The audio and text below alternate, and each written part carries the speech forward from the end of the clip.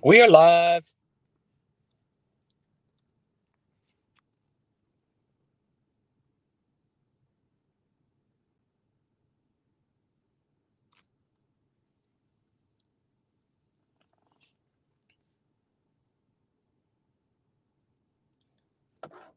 Guys, today we're going to talk about triggers.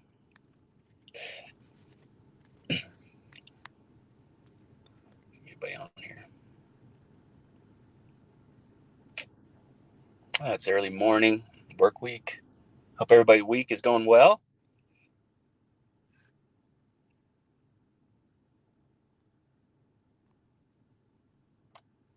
All right, I'm just going to get rocking. All right, we got a few people on. Cool. Say hi in the comments. All right, guys. So today I'm going to talk about triggers real quick and in conversation. This one is really common, and and there's a kind of a perspective I have on it that I haven't heard a lot going on around there. People talking about this a lot. But if we think about it from a different angle, if we think about when we get in a conversation that turns into an argument, oftentimes we're just trying to get our point across. And we might be listening. You might be a good listener, but not always, right? When we're in upload mode, we're not really in download mode. So you know the deal. Like, you have a disagreement, you have an argument, you have a difference of opinion. This is real particular, especially now with the lockdowns coming back, most likely, the masks coming back, most likely. Here comes the conversations again. Here comes the conversations with loved ones. Here comes the conversations with people online, and it's going to get heated. It's going to get fired up. We got to ask ourselves, what do we want to accomplish in these conversations? What do we really want to accomplish? Do we want to scream out loud? Do we want to get our point across, or do we want to come to common ground and actually connect? Right? Do we want to actually connect with people? Do we want to actually get something accomplished? And I don't think if we keep fighting with each other that we're going to get that done. I don't think it's going to happen. So what can we do? What can we do? Well, we can own our end of the conversation, obviously. Duh. That's pretty cut and dry. But if you think about a conversation as something different than exchanging ideas, exchanging words, think of your conversation as you're exchanging energy.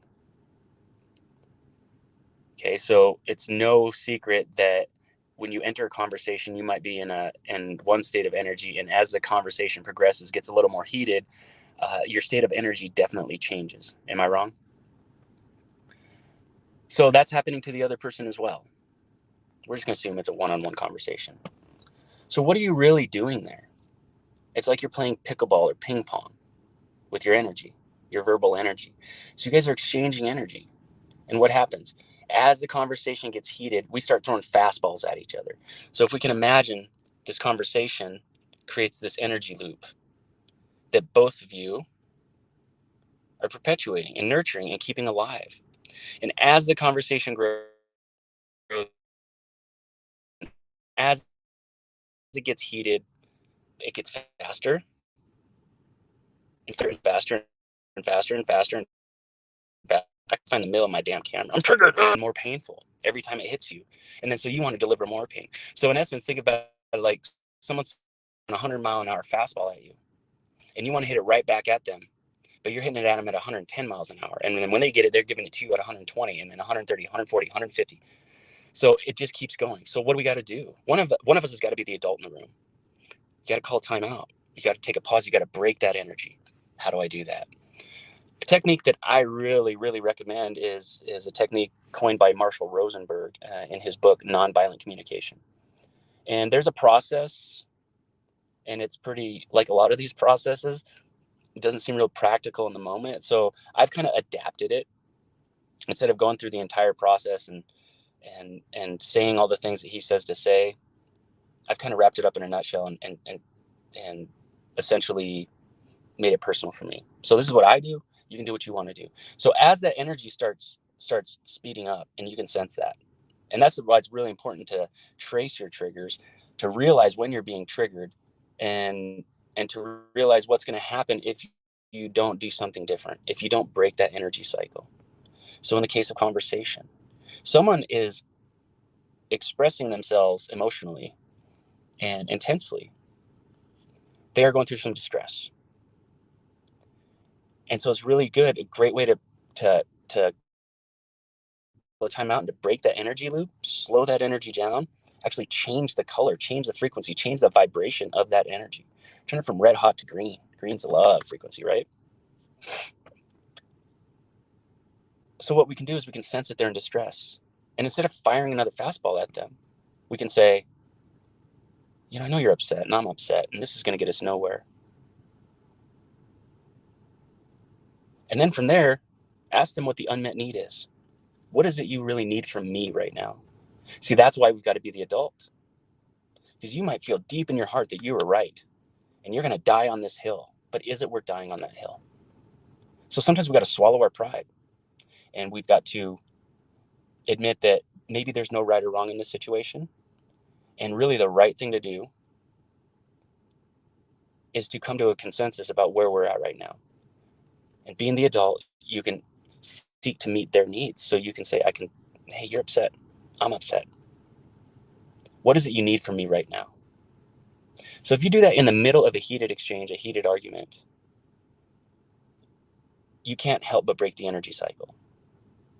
Now, if they want to keep firing fastballs at you, you just keep going. Look, I don't want to talk about that. Right now, what's more important is your emotional state, your distress, and I am here to help you meet your needs. Now, if this person is someone you're talking to that you really don't care enough about to go and meet their needs, chances are they don't care enough about you to meet your needs either. So this conversation's going nowhere. Now, how does this apply to like the COVID conversation? Oh, I better watch what I say. I don't want to get banned. But the CV conversation, the C19 conversation, the C24 conversation, how does this relate?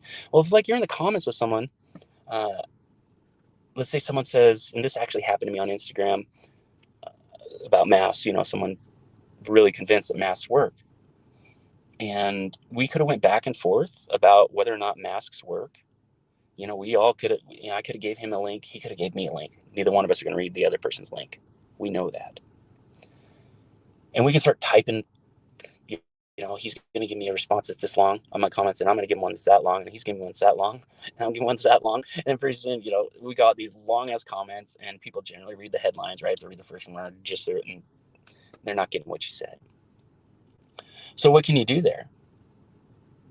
Well, in this particular example, what I chose to do was to sense that we're both coming from the same place, which is we care about humanity, we care about people, and we don't want to see people get hurt, we don't want to see people get sick, we don't want to see people die. We just disagree vehemently on what is causing people to get hurt, what is causing people to get sick, and what is causing people to die. And so instead of talking about whether or not masks work, I chose to ask him if he was aware of the implicit and explicit nature of this particular post. So I didn't call him dumb. I didn't say he was, and I don't think he's dumb. He's very smart, very smart. And I don't think that he was intentionally trying to disregard my stance either.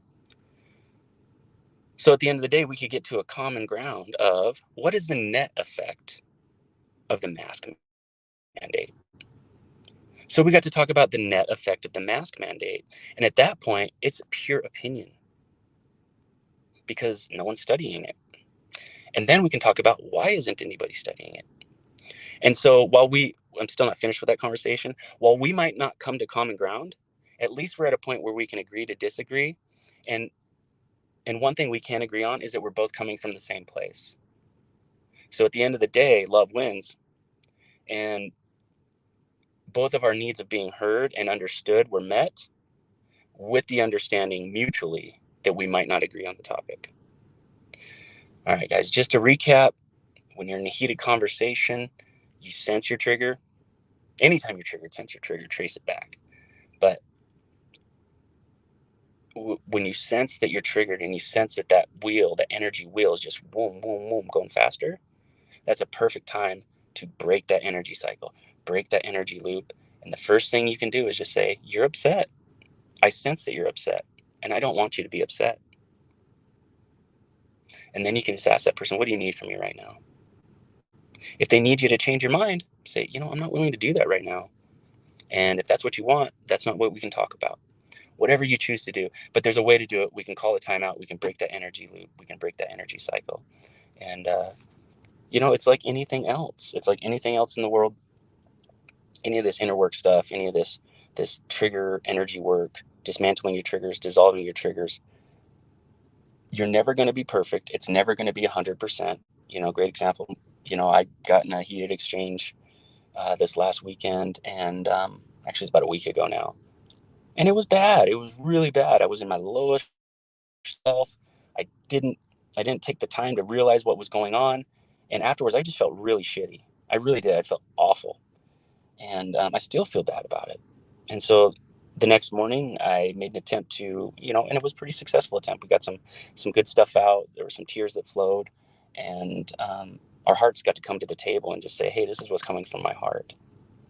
And I use the nonviolent communication techniques. So it's really simple. Like anything else that I coach, like anything else that I share, it's super simple. So I hope you guys found value in that. If you have any questions, put them in the comments. If you're watching now, put them in the comments. If you watch later, put them in the comments. You can always reach out to me on DM.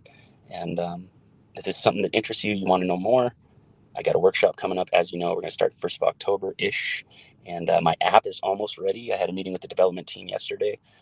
If you remember my live from last week, there was a little triggering moment there, which was really, really kind of interesting how that played out.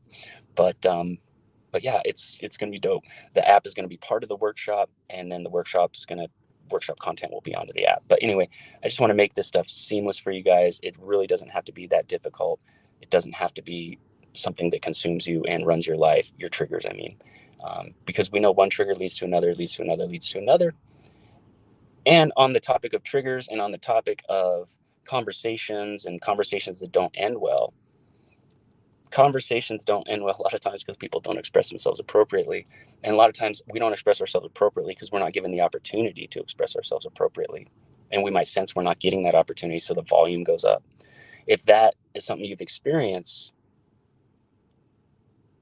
just realize without proper expression, what you're doing is you're building this bomb. Think of it like a little bomb, right? And that bomb is your energy, and it's just being held in. And every time you don't express yourself when you get triggered, or you don't trace it back, dismantle it, dissolve it, trace it back to your false core, your main schema, it's like putting more powder into that bomb, more gunpowder. And as you put gunpowder into that bomb, it swells. It gets bigger and bigger and bigger and bigger and bigger.